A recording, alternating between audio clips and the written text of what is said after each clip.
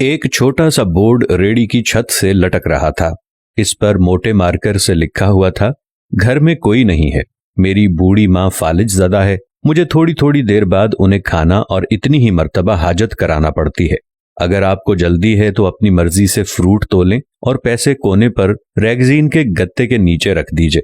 साथ ही रेट भी लिखे हुए हैं, और अगर आपके पास पैसे ना हो तो मेरी तरफ से ले लेना, इजाजत है। वल्लाहु खैरुर राज़िकीन।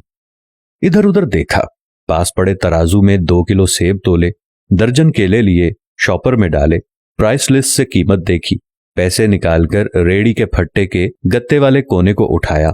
वहां 100, 50, 10-10 के नोट पड़े थे। मैंने पैसे उसी में रखकर उसे ढक दिया। इधर उधर देखा कि शायद कोई मेरी तरफ मुतवज्जे हो, और शॉपर उठाकर वापस फ्लैट पर आ गया। इफ्तार के बाद मैं और भाई उधर गए। देखा एक बारिश आदमी, दाढ़ी आधी काली आधी सफेद, हल्के क्रीम कलर कुर्ते शलवार में रेड़ी को धक्का लगाकर बस जाने ही वाला था।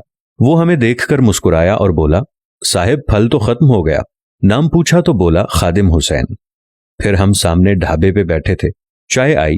कहने लगा कि पिछले 3 साल से अम्मा बिस्तर पर है, कुछ नफसियाती सी भी हो गई है, और अब तो फालिज भी हो गया है।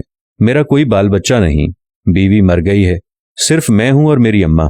अम्मा की देखभाल करने वाला कोई नहीं, इसलिए मुझे हर वक्त अम्मा का ख्याल रखना पड़ता है। एक दिन मैंने अम्मा के पांव दबाते हुए बड़ी नरमी लजाजत से कहा, अम्मा तेरी तीमारदारी को तो बड़ा जी करता है, पर जेब में कुछ नहीं, तू मुझे कमरे से हिलने नहीं देती, कहती है तू जाता है तो जी घबराता है, तू ही बता मैं क्या करूं। अब क्या गैब से खाना उतरेगा? ना मैं बनी इसराइल का जना हूं, ना तू मूसा की मां है, क्या करूं? यह सुनकर अम्मा ने हांफते कांपते उठने की कोशिश की। मैंने तकिया ऊंचा करके उसको बिठाया, टेक लगवाई। उन्होंने झुर्रियों वाला चेहरा उठाया, अपने कमजोर हाथों का प्याला बनाया और न जाने रब्बुल आलमीन से क्या बात की।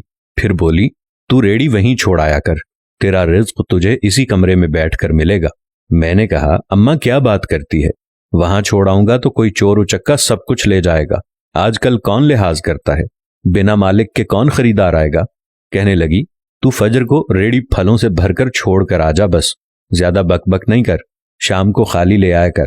अगर तेरा रुपया गया तो ये खालिदा सुरैया अल्लाह से पाई पाई वसूल देगी। 2.5 साल हो गए हैं भाई साहब, सुबह रेड़ी लगाकर जाता हूँ, शाम को ले जाता हूँ। लोग पैसे रख जाते हैं, फल ले जाते हैं, धेला ऊपर नीचे नहीं होता, बल्कि कुछ तो ज्यादा रख जाते हैं। अक्सर तखमीना नफा लागत से 300-400 रुपए ऊपर ही जा निकलता है। कभी कोई अम्मा के लिए फूल रख जाता है, कभी कोई और चीज। परसों एक पढ़ी लिखी बच्ची पुलाव बनाकर रख गई, नोट लिखकर रख गई कि अम्मा के लिए। एक डॉक्टर का गुजर हुआ, वो अपना कार्ड छोड़ गया, पुश्त पे लिख गया कि अंकल अम्मा की तबीयत न संभले तो मुझे फोन करना, मैं घर से पिक कर लूंगा। किसी हाजी साहब का गुजर हुआ तो अजवा खजूर का पैकेट छोड़ गया। कोई जोड़ा शॉपिंग करके गुजरा तो फ्रूट लेते हुए अम्मा के लिए सूट रख गया। रोजाना ऐसा कुछ ना कुछ मेरे रिज्क के साथ मौजूद होता है। ना अम्मा हिलने देती है, ना अल्लाह रुकने देता है। अम्मा तो कहती, तेरा फल बेचने के लिए अल्लाह खुद नीचे उतर आता है और बेच बाच जाता है। भाई वो सोना रब एक तो राज़िक है, ऊपर से रिटेलर भी है। अल्लाह अल्लाह। आखिर में मुझे अपने बच्चों से कहना है, अगर आप फारिग हों और अपने वालिदैन को काम करते देखें तो फौरन उठकर उनकी मदद करें और उन्हें कहें कि अम्मी जान, अब्बा जान, लाइए मैं आपकी मदद करता हूं या मैं आपकी मदद करती हूं।